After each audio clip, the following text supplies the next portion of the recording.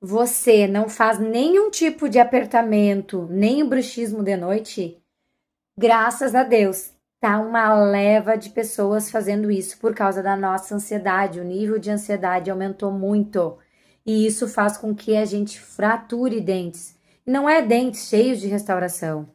O nível de esforço é tão alto que são dentes muitas vezes que não tem nenhuma restauração. Aí o que que tem, Elisa? Fraturou o meu dente, a gente vai ali e cola. Não existe isso. Fraturou o dente é extração, é remoção do dente. Não tem o que fazer.